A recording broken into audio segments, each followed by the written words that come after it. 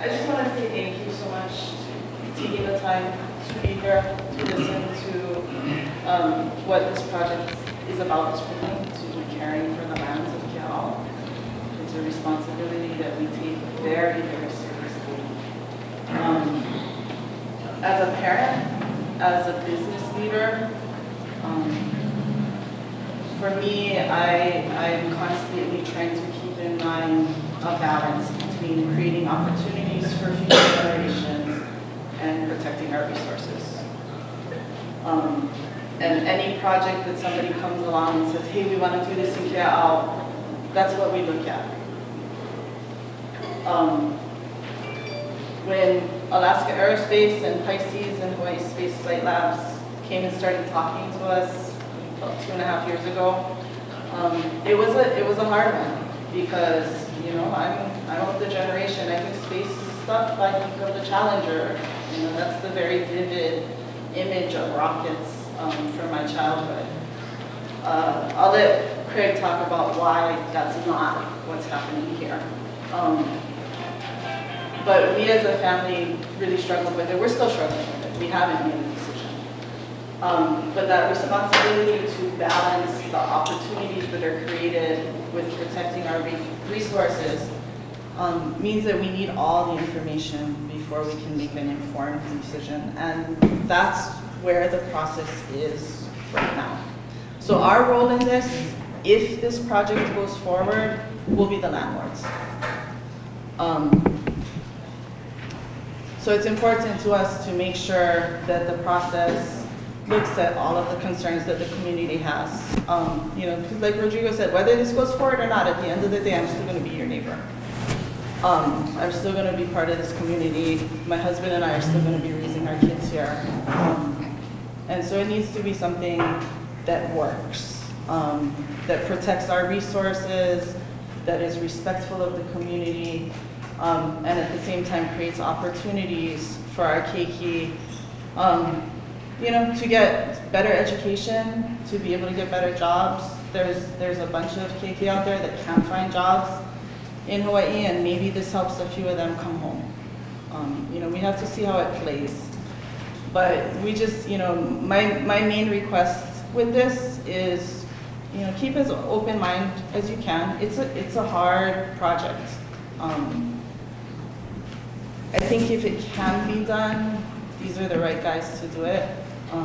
Otherwise, we would have said no a long time ago. And they would have probably found other land to do it on. But yeah, it's a process. There are no decisions, there are no signed leases or licenses.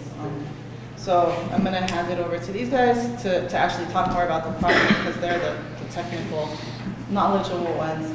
And please feel free, even if not today, if as you go forward you have more questions or more concerns, feel free to call the shipment office and we can put you in touch with the people that can answer them.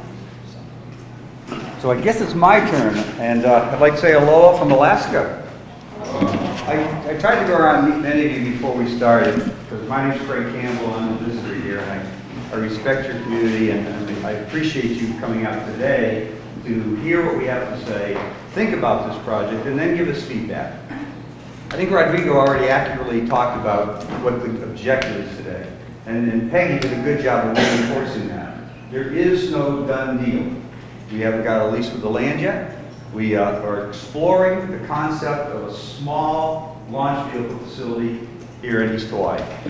And the exploration means we have to learn from the community, what are your concerns, what are your interests, and then look at see if we can mitigate, balance, and provide for those. And at the end of the day, present you with a concept and ask for your comments. And we are going to do this over a process that takes at least a year.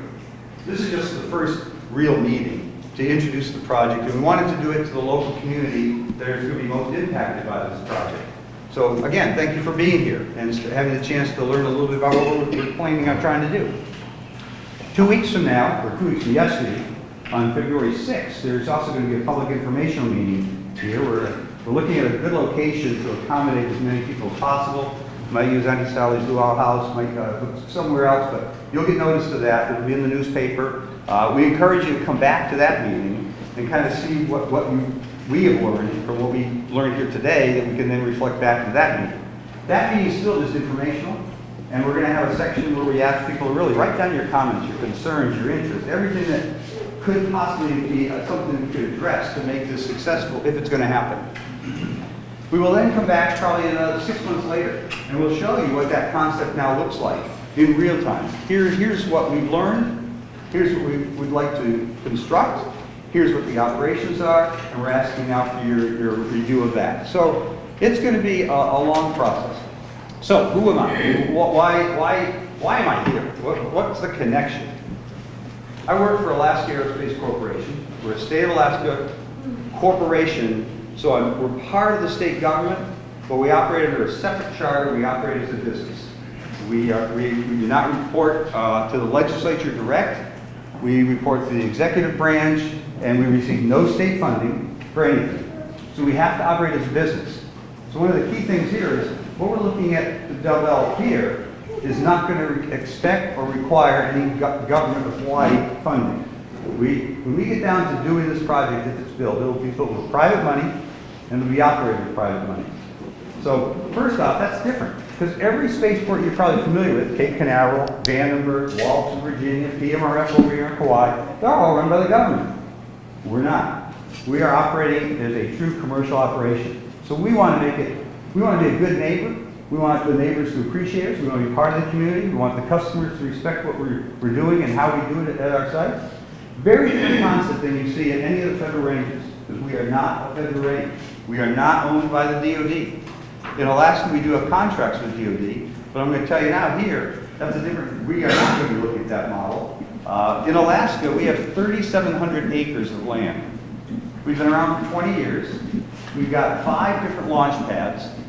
We've got a mission control center. We've got a large telemetry field of about 6 or 8 antennas up there.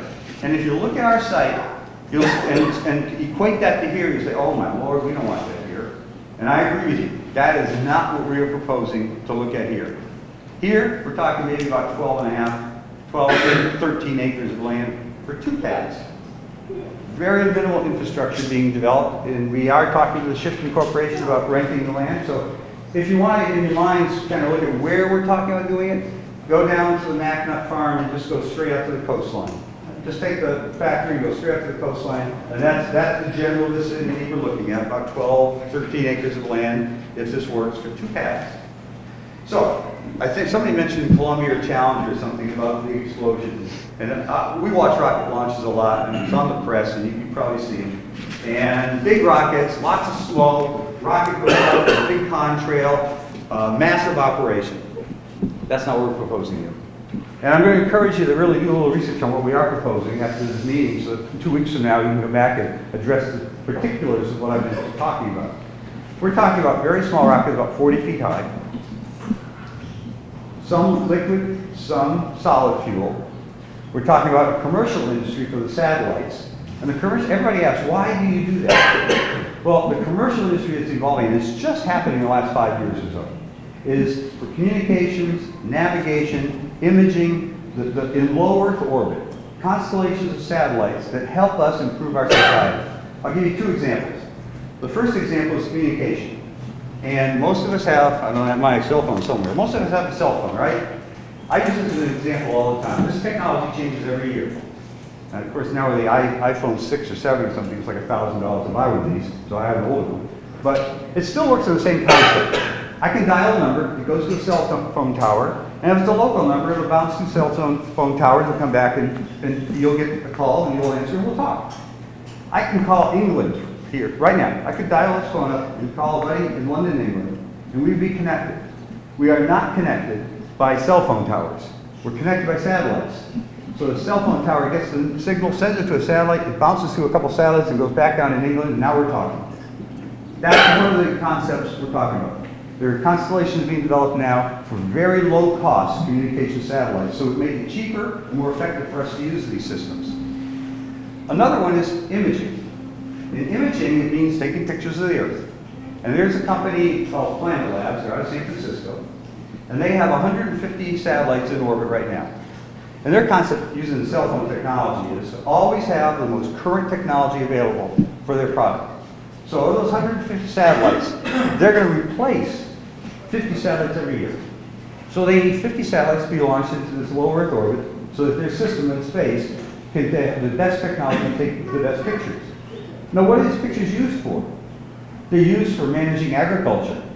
They're used for emergency response. This company, with its satellites, can take a picture down to 1 meter and can have a picture to you within 24 hours if you ask them. So anybody here can go on a planet. It's very expensive, so usually individuals don't do it. But if you wanted a picture of your house at 1 meter resolution, you could order it with Planet Labs and you'd have it tomorrow. Of these satellites, they'd be able to take that image, identify it, process it, and send you the picture.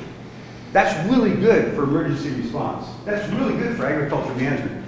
They are specializing in making sure that their satellites can look at the precipitation levels in the air and on the ground, so they can determine, is there a crop that's being affected by drought that we should be focused on that we really hadn't thought about? Is there infestation by some disease in an area of a crop that we should now cordon off so it doesn't spread? These are all good things to help society improve our ability to sustain ourselves. So small launch vehicles with satellites in the commercial market is designed to help us. I'm going to stress this, not DoD. We have no intention of building this facility to support Department of Defense or military missions.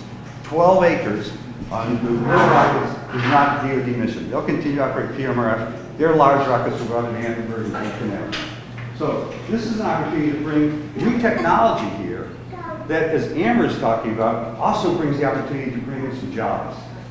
And the jobs could be from the rocket manufacturer, doing some light manufacturing, fabrication, final assembly, to the satellite companies who could provide some services, software development, software management of the systems, avionics is what I was trying to think of. And that can provide opportunities here that Amber is doing and looking for more of. So I want to dispel any of this thought that it's a big rocket launch facility, that it's military, and that it's designed to do things that are not compatible with what your intentions of the society are, which is improve society. Communications, navigation, imaging, the things that the commercial satellites do. So it's 12, 13 acres of land, 2 pads, I mentioned. One will be about a 20-foot by 20-foot concrete pad.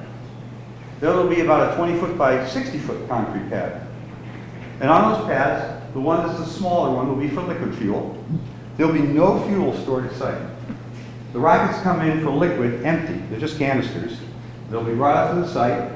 The fuel that a liquid rocket uses is liquid oxygen. That can be purchased on the local market. And kerosene. It's the same fuel that airliners use, only refined higher. It's called RP1, Rocket Propulsion 1, which only designates that it's more refined than the jet fuel, so you're using the right stuff. But it's basically kerosene. We got a couple companies that we're talking about that would like to launch from here, thinking about it. One is called Rocket Lab. Rocket Lab's a U.S. company out of Los Angeles, and they have a launch site in New Zealand, and they've launched 4 times so far. We've been working with Rocket Lab for about 3 years, supporting them down there. And when they launched south from New Zealand, launched south for the Antarctic. They need a spot further north, closer to the equator. And you can look up Rocket Lab, you see their rocket, they got videos, really nice videos of their launch. And it also shows that since the majority of the fuel is liquid oxygen, as soon as that rocket gets off of the launch pad, there is no contrail. It looks like an aircraft engine, basically. You see a little bit of the fuel is burning, and then it's clear down below, because it's burning basically liquid oxygen and kerosene. And the other company is called Vector, and Vector Space Systems, if you want to look that one up on site, they got some good videos also. And I encourage you to go to YouTube for Vector Space Systems and look at the launch they did August of 2017. They did it out of Camden, Georgia. And their rocket is, again, about 40 feet tall, I'd say, maybe a little shorter. Liquid fuel. And they launched that basically from a truck. And that'll show you the type of infrastructure we're talking about. It totally will dispel the idea that we're building large gantries and big towers and all that kind of stuff. Vector's launch, on the video you look at, is on a truck and a bed at an intersection of 2 roads with trees and forest all around it. You don't need to clear a lot of area to these type of rocket launches. It's not going to be clearing out 30, 40 acres of land in order to launch a rocket. Of that 12 to 13 acres, a lot of it will stay vegetated. So we won't be disturbing a large area. And that rocket is very small. You also see it goes up very fast. Same with the solids that we'll talk about in a second. But all they need is that 20 by 20 concrete pad to put their launch spool on and launch the rocket. Next to it, next to the concrete pad for the liquids, there will be two small barriers. One is so we can have liquid oxygen on one side of the rocket and the kerosene on the other. The barrier on the kerosene side will have a containment area in case there's any spills, so it doesn't go outside of the area, so we can clean it up. Similar to what's done at gas stations and airport maintenance facilities, what you normally deal with when you deal with a petroleum product. So it's not going to be unusual. You see it all the time on the island, and we're just going to be bringing that kind of technology down into the rocket facility. The solid fuel rocket, a little bit bigger, and there's a good video for PMRF done, was that 2015? Yeah. 2015. And that will show you the exact rocket that we would like to also launch from here, and that would be from the longer pad, the 60-foot by 20-foot pad. That has a rail system. So what you would ultimately see when there isn't a launch going on out there at the site, you would only see a rail system standing up, which would support the superstrike during launches. The pads would be below visual sight, the bunkers, the barriers would be below visual sight, and it'll be clean vision across except for that one rail system. So, you know, I hope that answers some of your questions, but we really want to make this a dialogue instead of us telling you all about answering some of your questions. And I know there's probably going to be questions about our facility in Alaska and what's the difference between here and there. I don't know. Instead of me just talking and missing what you want to tell me, why don't we just open up for questions? Is that okay, Rodrigo? Yeah. Let's just do that. And I'd be glad to stay here as long as you want. Yes, questions for Peggy. Yes. Peggy, exactly where is, you said, you go off Massillon Road, is it like Papa Bay or is it towards? It's between Panaewa and Panaewa, so it's about 1.5 miles hilo I side. think it's worth also noting that the closest structure to the launch facility is the shipment house. So the closest structure to where the rockets would be taking off from is a shipment house. Yes. Is there a comparable facility that exists today that launches the same type of rockets? You can look at the Rocket Lab site, and that would be on the larger side of what is being proposed here. Because Rocket Lab is one of the customers that we're working with, and they want to launch here. So you can see what their pad looks like, the barriers on each side of the pad, and what the rocket looks like standing up, and there's some nice video of the rocket taking off. Okay, one more question. Yes. You have non-disclosure agreements, so we're never ever going to know what's going to be launched from these facilities. No. Because your non-disclosure agreements, you cannot provide any information publicly about what's going to be launched. Can you speak to that? Yeah, we do have non-disclosure agreements with customers, and they vary. I have one customer that doesn't let me tell you the name. They've launched a couple times from Alaska, and they still can't tell you the name. Another one I have, non-disclosure with Vector, but they are a customer, and I can use their name. I just can't tell you their specific avionics because that's a trade secret. So I can't talk about Vector, and I can't talk about Rocket Lab, even with their non-disclosure agreement. So generally, we want the public to know what's going on, and it starts out at least a month in advance. We have to file a notice with the Coast Guard that we're going to be having a launch, as well as with the Air Traffic Control Center. We have to then put a public notice out when the launch is going to happen, and that's done at least 2 weeks in advance. And it really tells you what the kind of rocket is and what the times are that the launches are going to be. So ultimately, you know most of the information. Another question? Yes, ma'am. I'm very curious about the Alaska, the Kodiak Islands. I'm here with Alaska Aerospace. Okay, so my name is Kulan Pakmander. I'm on the advisory board of the Global Network Against Weapons and Nuclear Power in Space. We have allies on the ground in Kodiak, community members that are extremely angry but refuse to give their names because of the political pressures around being a community that has so much non-disclosure, so much non-transparency. And as we know, we're entering into the Space Force era where satellites is where warfare will take place. So you are a defense industry. You list yourself on your website as a defense industry. The community on Kodiak is extremely upset because they were sold that this was going to be great for their kids, great for the economy, non-defense, only commercial, and yet every launch in the past 20 years has been defense, has been funded by the Pentagon, and there were 2 crashes. How did you mitigate those accidents? And what do you have to say for your terrible reputation in terms of honesty and transparency? And I say, let's get a medical school in Hawaiian homelands if we want to do something for our kids, grow our own doctors, not grow warfare, and not make Hawaiian Island a target. Because you might have seen a very famous piece of footage taken from World War II where the commander went to the community in the Marshall Islands and he said to this really wonderful Micronesian community, we're going to do some atomic tests on your island. And he said, it's for the good of mankind. And they translated it to the chief, and the chief said, well, since it's for the good of mankind, we're going to do it. Well, we saw what happened to the Micronesians. We saw Bikini Island get separated into smithereens, and that's because Pacific Island people have been exploited since time immemorial, and they still are, because as Henry Kissinger said about the Micronesians, well, it's only 100,000 of them out there. Who gives a damn? And that's what I'm seeing taking place here. And I'm not Pacific Islander, and I'm not Hawaiian, but I love the Pacific. The ocean of the Pacific runs in my blood, in my veins, and I don't want to see another Bikini Island. I don't want to see it as a target for Russia as Trump pulls out of all the disarmament agreements and ramps up war. And then look, Pohakaloa is not a target. We put a satellite launch base or a rocket launch base, we're going to be a big-time target. And the reason why they're doing this is because we're privatizing. Look at government shutdown. No more tax money. So it's going to private organizations that are completely non-transparent. That's my comment. And if you can find a question in that, more power to you. There were a couple of questions. I appreciate that. You talked about some of our neighbors at Kodiak who don't like us, and that is absolutely true. You can go on Friends of Kodiak Facebook, and you'll read about there's a dozen or so that have been opposed to our site since it started 20 years ago. We actually have an advisory committee that we were working with on a master plan for Kodiak, and 2 of those individuals who are really opposed to the operation are on the advisory committee.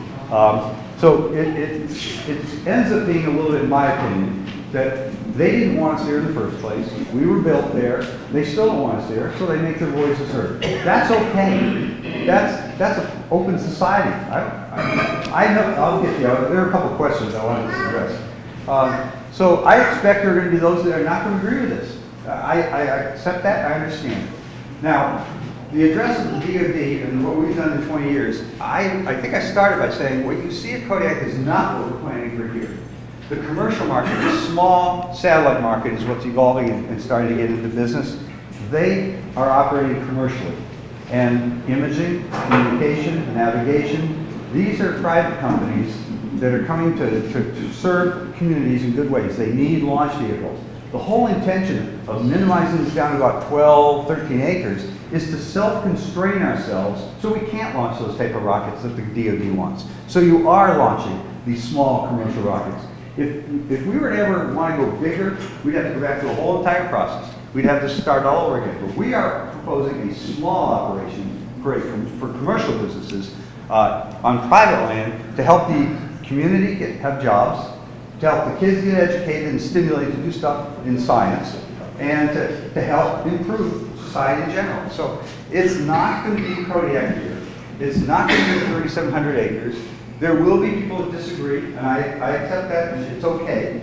I think you all just got to think about what do I really tell you what we're going to do, and how does that really relate to what the future is of this community, and what the benefits may be, and then compare it against the negatives. I'll be back here. I'm very interested to knowing if you consider or will consider a cultural impact assessment of this place and its surrounding area. So we're doing an environmental assessment. It's done under the Federal National Environmental Protection Act, and we're also concurrently doing the Hawaii process. A cultural assessment. And it takes, we have a cultural person who's going to be looking wherever we do any work. We're going to have biologists, archaeologists, culture, historian. We understand that process. Oh, okay. I'm wondering what initiative you've taken to even propose this particular site to this particular community. Right here, right now. This is the very beginning of the process, and that's why we're here, to start the dialogue so you have the information so we can then respond to what those needs are. We have a separate firm that's the EA themselves, and they'll be here in a couple of weeks to also participate. What are the needs? I would expect something as large as this proposal, do way more research before coming to a community that is faced with an absolute monstrosity of a situation, very related to your subject, Yeah. on the mountain. And that started way back in the 60s of a small little parcel of place with a great project that escalated over 50 years to a bunch of very, very hurtful and very damaging to our community and our future.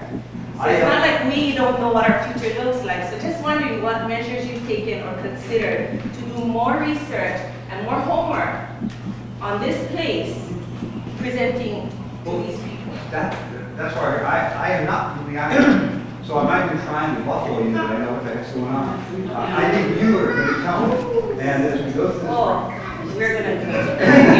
Craig, you should learn that, is what she's saying. That's what I'm saying. You should be informed, not be here telling us. There's the computer, there's Google, there's a lot of stuff. information. Learn all of that first. Let me finish it. I do know about South Point. I do know about Spin Launch. I do know about a lot of the rocket And you're proposals. still gonna come here and propose. A different project. The same intention. We're a different project that we're asking you to consider. Why? Why are you asking us that? We know other stuff we gotta do. We think that it will provide good job. We don't want that job. We want a different It will job. provide good education. We don't want that education. We Can can I- learn somewhere else stuff. Let me That's terrible. The question that's the root of this process is, does this project bring in opportunities? You might not have those opportunities, but your neighbor might, somebody else on the island might. Does this So project? this is the right? We can, you share. The question is, does this project bring in enough opportunities? And what is the impact of this project? What does it do to our cultural resources? What does it do to our environmental resources and things like that? And, What is the minimum percentage of income your company expects to make off this project? And forget the fact that we're talking about culture. I'm not talking about income, money that goes into their pocket from this project over here. You know, we all are working people, and we work to gain income so we can live. So I want to know, as a business project, what is the minimum percent of income you expect from this project, and do you expect your income to increase over the years that your project is here in Hawaii, on our island, on these Hawaiian islands? Good question. So what's your business? So- What's your business objective? The business model is. What's your money objective? I will. Your income objective? So I got to start with the number of launches. So we're seeking to have only 24 launches a year. So that's the cap. Oh, my 24 launches a year. Right? So Craig, did you say 24? 24 A year? a year. Last time that businessman, the next thing we know, we Americans, not Hawaiians. Wrong answer. Can I finish the answer to the question? It's a good question. It's a good question. So 24 launches is what we know is a number that would allow this to operate and make money. Now, how much is each launch? Those rocket launches that I've been talking about, the Vectors, the Rocket Labs, a couple other companies, they're only going to pay the spaceport around $150,000 to $250,000. So look at it this way. The spaceport is kind of like an airport. We have the runway for the airplane, which is the launch vehicle. The launch the launch vehicle sends the satellite up. The money and the benefit. I love it. The profit margin is in the satellite. So what we provide is a product. I hear you.